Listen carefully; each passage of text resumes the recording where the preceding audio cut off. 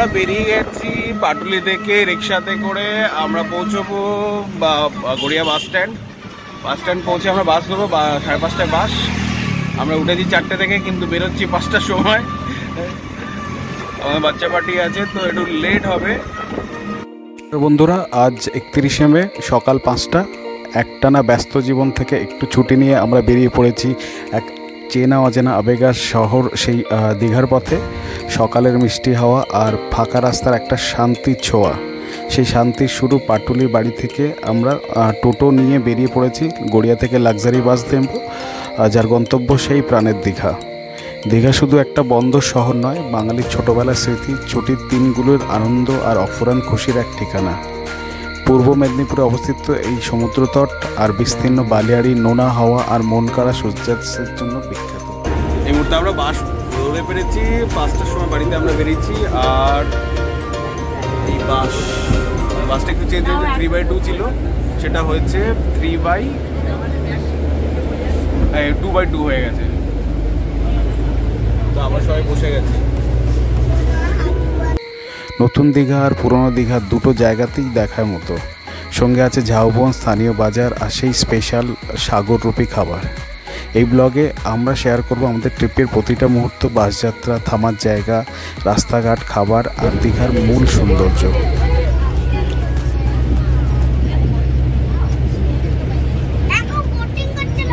হ্যাঁ, বোটিং করছে। এই ট্রিপে আমরা 6 জন আছি। আমি, অনন্যা, সান্না ছাড়াও আছেন বৌদি আর আমার একমাত্র শালী সুকন্যা, আর আছে দুটো ভাইপো উৎসব আর রিক। বাসে ওঠার পর থেকে শুরু হয়ে গেছে ওদের হুটোপুটি। আমরা পথে কোলাঘাটে একবার থেমেছিলাম, সেখানে চটজলদিতে খাওয়া হলো মুড়ি, ঘুগনি, ব্রেড অমলেট, গরম গরম চপ, বেশ কাঁচা লঙ্কা দিয়ে। তো এটা খেয়ে আমরা আবার বসে গেলাম। সেখান থেকে আরও 2-2.5 ঘন্টা চলার পরে আমরা 11টা নাগাদ ওল্ড দীঘাতে পৌঁছেছিলাম। ওল্ড দীঘাতে পৌঁছে আমরা গেলাম আমাদের হোটেলের দিকে। অনন্যা অলরেডি বুক করে রেখেছিল। আমরা ওল্ড দীঘাতে নেমে টোটো করে নিয়েছি। একটা টোটোতেই আমরা 6 জন হয়ে গেছি একসাথে। আমরা যাচ্ছি হোটেলের দিকে। হ্যাঁ, আমরা পৌঁছেছি প্রান্তিকা ব্যাংকোয়েট। তো আমরা অলরেডি চেক ইন করে নিয়েছি। আর উনি ডিটেলসটা বলছেন, ভিডিও চাইছেন না, দাদার ভিডিও করে দেবো না বললে। ঠিক আছে, বলুন। স্যার, আমাদের চেক ইন টাইম সকাল 11টা, চেক ইন টাইম সকাল 11টা, হ্যাঁ, চেক আউট 10টা, মানে আধা ঘন্টা 1 ঘন্টা এদিক ওদিক হতে পারে, 10-15 মিনিট। 10-15 মিনিট, ওকে। আর সুইমিং পুল সকাল 8টা থেকে সন্ধ্যা 8টা অবধি খোলা। সকাল 8টা থেকে সন্ধ্যা 8টা অবধি, ওকে। আর রেস্টুরেন্ট, আমাদের ইন আউট রেস্টুরেন্ট আছে। রেস্টুরেন্ট ওই যে পাশেই আছে, নামটা কি? সামনে চারু, ওটা আমাদের রেস্টুরেন্ট। আচ্ছা, ওখানে আপনি, ওটা সকাল 8টা থেকে রাত 11টা অবধি খোলা। রেস্টুরেন্টে বসে খাবার খেলে আপনি ওখানে লাঞ্চ আর ডিনারটা ওখানে বসে করে নেবেন। আচ্ছা, যেহেতু এসি আছে ওখানে, আপনি কমফোর্টেবল হবেন। আর স্ন্যাক্স, টিফিন আরও রুমে অর্ডার দিলে রুম সার্ভিস হয়ে যাবে। সুইমিং পুলেও সার্ভিস, মানে ব্রেকফাস্ট আর সন্ধ্যার টিফিন স্ন্যাক্স আরও ওগুলো রুম সার্ভিস হয়ে যাবে। কিন্তু রাত 10টার পরে রুম সার্ভিসটা অ্যালাউ নেই। রাত 10টার পরে ডিনার করে পাবেন, 12টা অবধি। 11টা, ঠিক আছে। ওকে স্যার, আর কিছু সমস্যা হলে আমাদের নাম্বার কার্ড দিয়েছি, কল করবেন। ঠিক আছে, নাম্বার আমি এতে দিয়ে দেবো স্ক্রিনে। Thank you. আমরা যাচ্ছি রুমে, ম্যাডাম অলরেডি গেছে, আমরা এই যাচ্ছি এখন দেখতে। পুরনো দীঘায় পৌঁছানোর পর আমরা যেটা সবচেয়ে আগে অনুভব করলাম তা হলো একটা সাজানো গোছানো সুন্দর পরিষ্কার পরিচ্ছন্ন রিসর্ট আমাদের অপেক্ষায় ছিল। প্রবেশ করতেই একদিকে রেস্টুরেন্ট, পাশে রিসেপশন ডেস্ক, একদম নিখুঁত পরিকল্পনায় তৈরি। মাঝখানে এক টুকরো সবুজ মাঠ আর তার মাঝে একটা বড় আম গাছ, যেন শান্তির ছায়া হয়ে দাঁড়িয়ে। রিসর্টের ভিতরে ঢুকলে বোঝা যায় এখানকার প্রতিটি কোণা সাজানো হয়েছে যত্ন করে। সামনে ছোট একটা সবুজে মোড়া গ্রাউন্ড, আর তার ডান দিকে কিচেন। একতলা থেকে উপরের দিকে বেশ কিছু সুন্দর রুম, যদি লিফট নেই কিন্তু সিঁড়িটা যথেষ্ট স্পেশিয়াস, তাই ওঠানামা করার জন্য কারোর অসুবিধা হবে না। আর একেবারে ভিতরে রিসর্টের শেষ প্রান্তে রয়েছে এক অসাধারণ সুইমিং পুল। সত্যিই মনটা শান্ত হয়ে যায় এখানকার পরিবেশে। চিলচিলে বাতাস, নীরবতা, সবুজে ঘেরা নিঃশব্দ এক প্রকৃতি, যেন শহরের কোলাহল ভুলিয়ে দেওয়ার জন্য একটা আদর্শ ঠিকানা।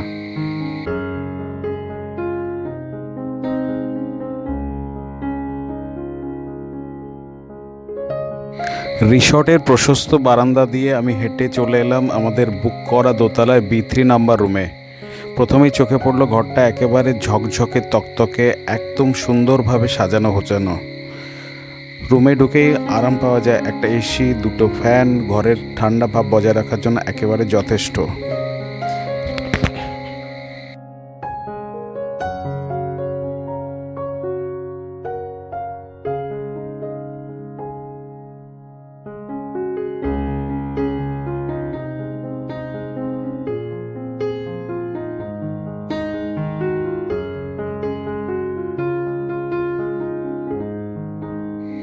ঘরের মধ্যে রয়েছে দুটো বড় আরামদায়ক বেড, সুন্দরভাবে বিছানা করা।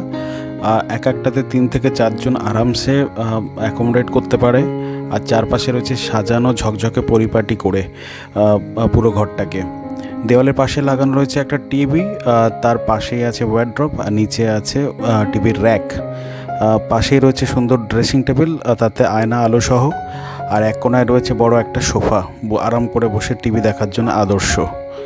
ঘরের পরিবেশ ঠান্ডা রাখতে রয়েছে এশিয়া সবচেয়ে ভালো লাগার জায়গা, বিশাল স্পেশিয়াস বাথরুম, তার সাথে ওয়াশরুম একদম পরিষ্কার এবং ভালোভাবে মেনটেন করা। সব মিলে একটানা 2-3 দিন থাকার জন্য একেবারে পারফেক্ট ঘর। আরাম, সাজসজ্জা, প্রয়োজনীয় সব কিছু হাতের নাগালে।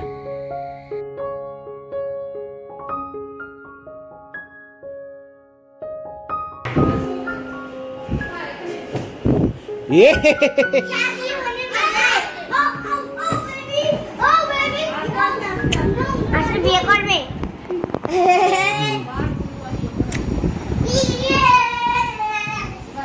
Thank you. এখানে স্পিচগুলো একটু কমিয়ে দিন, এটা এখানে কুইক। আমরা যাচ্ছি দুপুরে ইয়েতে হোটেল থেকে ওল্ড দীঘাতে স্নান করতে। আমরা একটু আগে পৌঁছেছি, আধা ঘন্টা হয়ে গেছে। তো নিউ দীঘা যাওয়ার প্ল্যান ছিল, তো আবার চেঞ্জ করে ওল্ড দীঘা হলো। এই রোড দিয়ে আমরা হোটেল প্রান্তিকা ব্যাংকোয়েটে উঠেছি। তো রুম টুম ভালো, এও ভালো, আমি তো দেখালাম। আর আমাদের যে ভিডিওসগুলো আছে তাতে তো দেখা যাবে। তারপর আস্তে আস্তে আমরা আপডেট করবো কী কী আসছে, কী কী করবো আমরা। এই দিকটাতে আমরা এসেছি কারণ আমাদের হোটেলটাতে সুইমিং পুলের একটা খুব দরকার ছিল। আমরা 3টে কিড নিয়ে এসেছি, তো তাদের জন্যই বেসিক্যালি দরকার। তো সুইমিং পুলের জন্যই আমরা বেসিক্যালি এটা চুজ করেছি। রিভিউস দেখেছি, তো মোটামুটি ঠিকঠাক লেগেছে সেই জন্যে। তো আমরা যাচ্ছি এখন ওল্ড দীঘাতে দুপুরে স্নান করতে। স্নান করে এসে আমরা হয়তো ওখানে খেয়ে নেবো, না হলে হয়তো এসে আমরা হোটেলেই খাবো। এই এই সাদা বিল্ডিংটা দীঘাতেও ইসকন আছে, আমি প্রথম জানলাম। মানে আজকে আমরা তো 2 দিন আগে মায়াপুর থেকে ফিরলাম, তো সেই ইসকন দীঘাতেও আছে। আমরা আমাদের হোটেলের জাস্ট ওয়াকেবল ডিস্টেন্সে আমরা একবার যেতে আসবো। স্বামীজির মূর্তি এখানে, এই যে স্বামীজির মূর্তি। এই মোড়টার নাম কি? দীঘা গেট। দীঘা গেট, এটা দীঘা গেট। আর ওই রাস্তাটা হচ্ছে বাইপাস, দীঘা বাইপাস।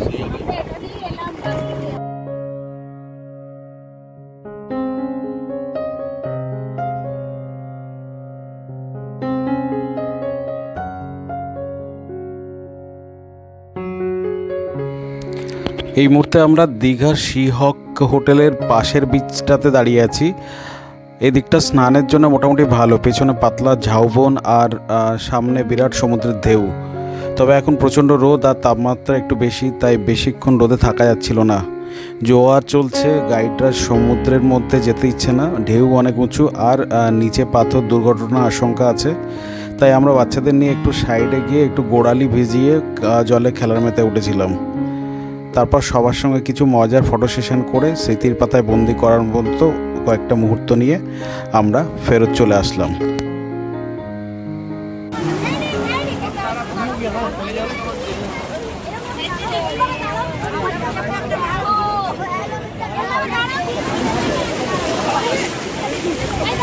ফটো তোলার চেষ্টা করা হচ্ছে। তাকাও, এই ক্যামেরা দেখে কি করছো? ক্যামেরা দিকে তাকাও।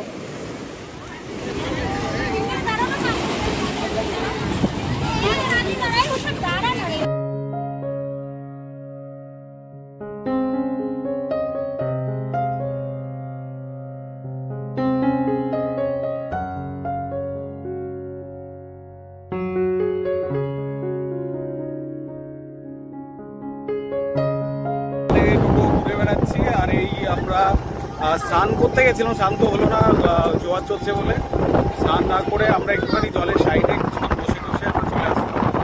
হোটেলে চলে এসেছি, হোটেলে পৌঁছে গেছি আমরা। এবার কিছুক্ষণ সুইমিং পুলে স্নান করে আর করবো, আমরা লাঞ্চ করবো। বোধহয় লাঞ্চ করার জন্য আবার ওখানে যাব, এরকম একটা কথা চলছে। পৌঁছে গেছি।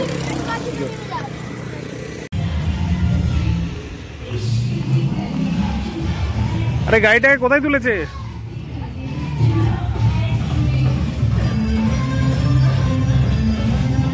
আমাদের সমুদ্রে স্নান হয়ে গেছে। সমুদ্রে জোয়ার ছিল বলে আমরা স্নান করতে পারিনি। আমরা এসছি আপাতত সুইমিং পুলে।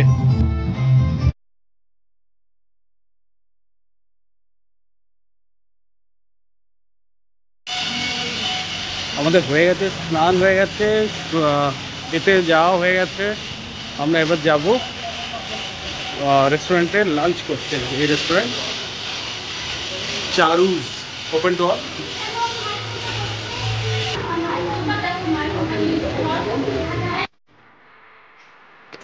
সমুদ্রের ধারে সকালবেলা ঘোরাঘুরির পর আমরা প্রচণ্ড খিদে নিয়ে এসে ঢুকলাম আমাদের সেই হোটেলের সামনে যে রেস্টুরেন্ট ছিল, মানে হোটেলেরই রেস্টুরেন্ট, সেই রেস্টুরেন্টে চারুজ রেস্টুরেন্ট, যেটা ভিডিও, রিল, কালারফুল খাবারের ফটো আমরা আগে থেকে দেখেছিলাম। বেশ আমরা ভেবেছিলাম বেশ সুন্দরভাবে আমরা সেই খাবারগুলো এনজয় করব। আমরা তিনজনেই নিয়েছিলাম কাতলা মাছের থালি আর উৎসবের জন্যে চিকেন থালি। তো আমরা 4 প্লেট আমাদের এই অর্ডার ছিল। খাবারের পাশাপাশি আর একটা অর্ডার ছিল, সেটা হচ্ছে মালাই চিকেন, আর একটা হচ্ছে কাবাব ডিশ। তো এই দুটো আলাদা অর্ডার ছিল। আর যেটা রাইস প্লেট যেটা ছিল তাতে ডাল, আলু ভাজা, পটলের সবজি, ভাত, আর তারপরে ছিল চাটনি, পাঁপড় আর দই। হ্যাঁ, এই কটাই ছিল আমাদের এতে। রান্নার স্বাদ ভালোই, রান্নার স্বাদ খারাপ নয়, কিন্তু সবচেয়ে হতাশাজনক যেটা লেগেছে তা হলো পরিমাণ। কোনো কিছুই কিন্তু এখানে দ্বিতীয়বার রিফিল করা হয় না, মানে রিপিট যেটা হয় সেটা হয় না, এমনকি ভাত ডালও নয়। অথচ দীঘার কিন্তু বেশিরভাগ বিচ সাইড রেস্টুরেন্টে এগুলো খুব সাধারণ ব্যাপার।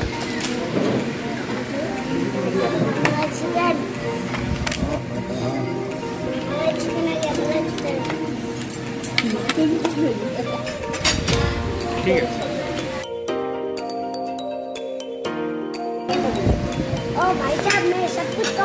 রিকা সাধনার জন্য আমরা আলাদা প্লেট নিইনি। তো আমাদের এই 4টে প্লেটে তার কস্ট এসেছিল 1500 টাকার মতো। তো মাল্টি কুইজিন হিসেবে এটা একদম খারাপ না, কিন্তু সার্ভিং কোয়ান্টিটি তেমন কিন্তু আমাদের ঠিক লাগেনি। সবচেয়ে বড় কথা, যে রঙিন ভিডিও বা ছবিগুলো দেখে আমরা এসেছিলাম, বাস্তব অভিজ্ঞতা তার ধারে কাছে যায় না। সেগুলো একদমই প্রমোশনাল, মানে বাস্তবের সাথে কোনো মিল নেই। আরেকটা হচ্ছে মাছ যেটা পেয়েছিলাম আমরা, মাছটা কিন্তু ফ্রিজে রাখা 2-3 দিনের বাসি, যেটা আমাদের লেগেছে। যাই হোক, এইসব ব্যাপার। আমরা বাচ্চাদের আইসক্রিম দিলাম, আইসক্রিম দিয়ে আমরা চলে এসে এই দুপুরে আবার একটু ঘুমিয়ে নিলাম। ঘুমিয়ে নিয়ে আবার আমরা সন্ধ্যাবেলা বেরোবো। সকালে আমরা আর্লি মর্নিংয়ে উঠেছিলাম, তো সেই জন্যে এখন আমরা বেরোচ্ছি। সকালে আর্লি মর্নিং এসেছি, তো ঘুমটা পাইনি, তো আমরা লাঞ্চ করে ঘুমিয়ে পড়েছিলাম। ঘুমিয়ে পড়ে এখন আমাদের সময় হয়ে গেছে, এখন কটা বাজে? 8:30 বাজে। মানে 8টার সময় আমরা ঘুম থেকে উঠেছি, আর এখন হালকা ভিজে ভিজে হয়ে আছে, মানে জল টল পড়েছে, হয়েছে, তার জন্যে হালকা বৃষ্টি হয়েছে, ভিজে আছে। তো আমরা যাবো একটুখানি সি বিচে যাওয়া হয়নি।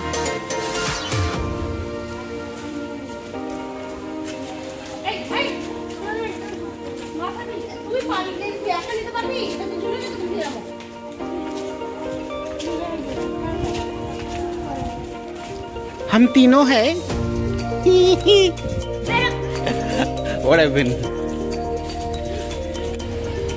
তো আমরা বেরিয়ে গেছি। এখানে বৃষ্টি হচ্ছে, বৃষ্টির নিচে বেরোতে একটু দেরি হয়ে গেল আজ। ঘড়ির কাঁটা এখন 8:30 ছুঁই।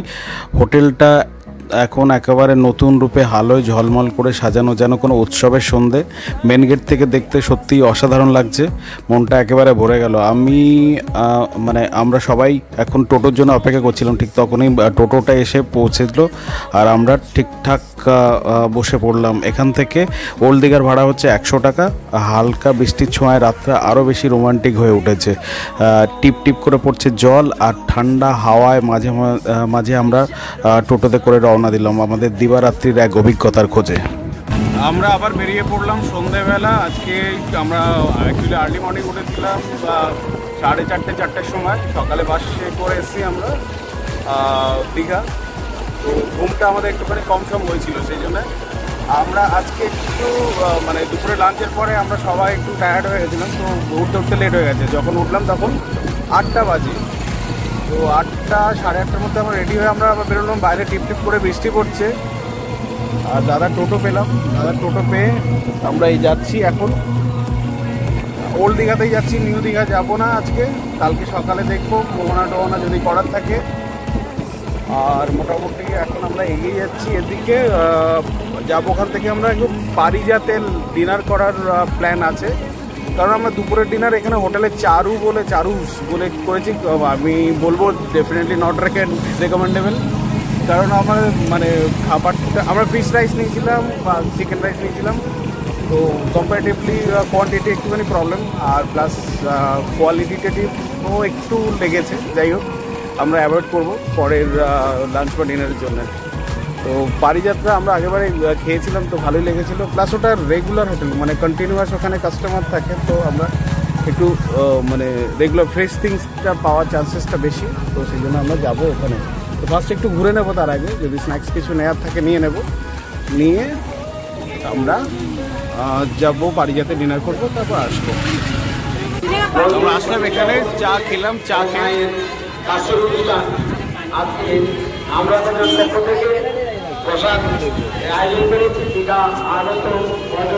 চা খেয়ে আগে যাচ্ছি। বৃষ্টি হচ্ছে, একটু একটু ভিজে হয়ে যাচ্ছি। যাই। Chicken momo piece 50।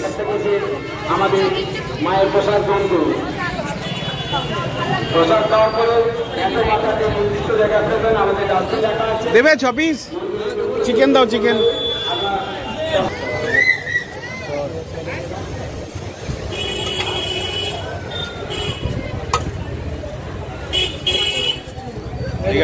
বৃষ্টির সময়।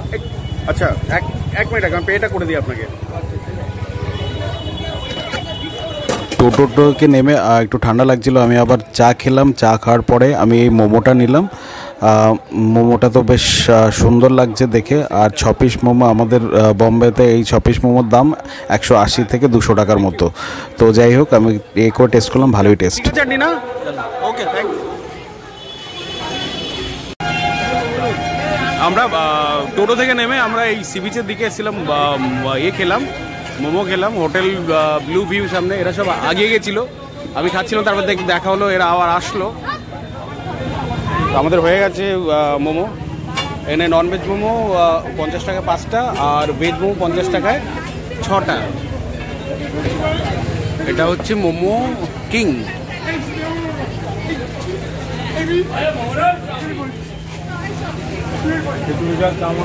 ভালো রুমালি রুটি और এদিকে চাইনিজ। চারটে চিকেন নিয়েছিলাম আর একটা ঠান্ডা জল নিয়েছিলাম। কত হচ্ছে গো? চারটে চিকেন মোমো আর একটা ঠান্ডা জল। 1 লিটার 220 অম্বরীশ হইন না? ঠিক দাদা, এর আগে তো অনেকবার এসেছি আমি এখানে। না, আমি মুম্বাই থাকি, আসি না আমি এখানে। আমি এসছি 1-1.5 বছর আগে এসছি হতে পারে। হ্যাঁ, অবশ্যই এসছি, তাই না? ভিডিও দেখেছেন হয়তো। Thank you.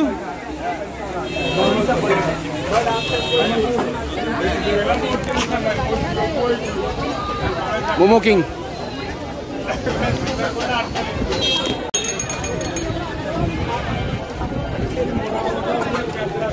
ওকে পারিজাতে আসতে বলো। পারিজাতে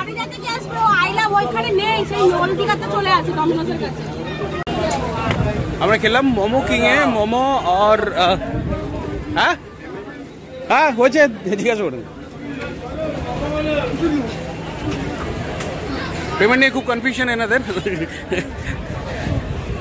আমি খেলাম 4টে, আমরা 4জনই ছিলাম, 4টে মোমো খেলাম। দুর্গারা কোথাও হারিয়ে গেছে পাতা নেই, ওখান থেকে ফোন করছে, হাঁটতে হাঁটতে চলে গেছে সেই আই লাভ দীঘা ওই দিকে।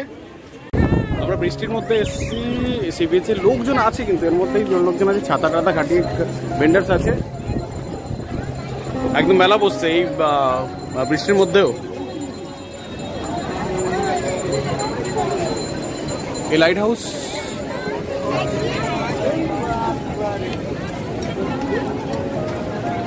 লোকের শনিবারের ভিড়টা মানে এইসব বৃষ্টি বৃষ্টি মানছেই না। আর এদিকে সমুদ্রের জল একদম উপরে।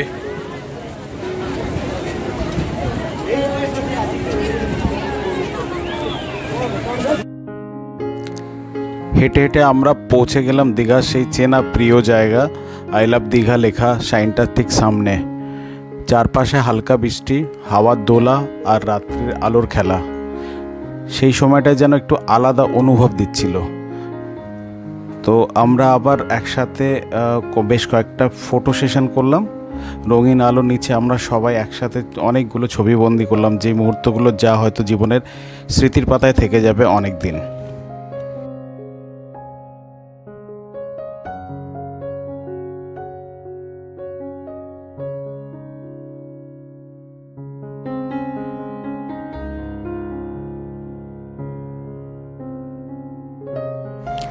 আমি তখন ভিডিও নিচ্ছিলাম, মনটা যেন নিজের মতো করে কিছু কিছু মুহূর্তকে ছবি তুলে রাখছিল চুপচাপ। সমুদ্র সত্যিই এক চুম্বকের মতো সবাইকে টেনে নেয় নিজের দিকে। সেই টানেই তো আমরা সেই সুদূর মুম্বাই থেকে ছুটে এসেছি এই দীঘার বুকে, শুধু একটু ঢেউয়ের শব্দ শুনবো বলে, শুধু একটু মন খুলে নিঃশ্বাস নেব বলে। কিছুদিন আগে আমরা গিয়েছিলাম দমন, সেখানে সব কিছু সুন্দরভাবে সাজানো ও পরিচ্ছন্ন, কিন্তু সমুদ্রের জলটা ছিল অনেকটা নিচে, ঢেউ কাছাকাছি ছিল না, তাই প্রাণও ছিল না, মনে হচ্ছিল কিছু একটা কম আছে। তাই তো এই দীঘা ঢেউয়ে ভরা, ছন্দে ভরা, এতদিন পরেও এত মানুষকে নিজের দিকে টানে। এই ঢেউ, এই হাওয়া, এই মুক্ত আকাশ সব মিলে দীঘা যেন এক জীবন্ত অনুভব। এখানেই মনের ক্লান্তি ভেসে যায়, একটুখানি শান্তি পাওয়া যায়।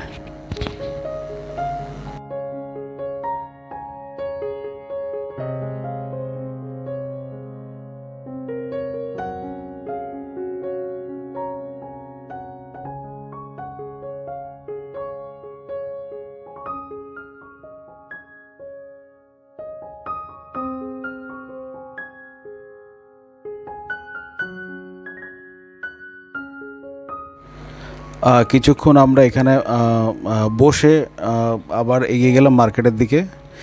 এসে আবার ওখান থেকে আমরা টোটো ধরে বেরোবো ডিনার করে।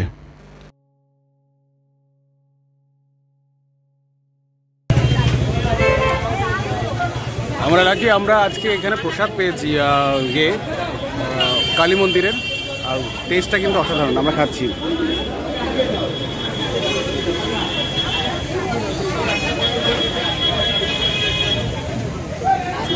এই যে প্রসাদটা অসাধারণ। বাইরে ঘোরাঘুরি আর বৃষ্টি ভেজা সন্ধ্যের পর আমরা ফিরে এলাম হোটেলে। রাতে খাওয়ার জন্য আমরা নিলাম বিরিয়ানি, রুটি, তড়কা পার্সেল করে সাথে। সবার সঙ্গে খাওয়া দাওয়ার পরে একটুখানি আড্ডার পরে আমরা ধীরে ধীরে সবাই ঘুমিয়ে পড়লাম। এইভাবে শেষ হলো আমাদের দীঘা ভ্রমণের প্রথম দিন। দ্বিতীয় দিনে থাকবে সমুদ্রে স্নান আর ঢেউসাগর আর জগন্নাথ মন্দির দর্শন। আমরা আসবো নতুন একটা ব্লগ নিয়ে। ততক্ষণ জন্য সুস্থ থাকুন, ভ্রমণে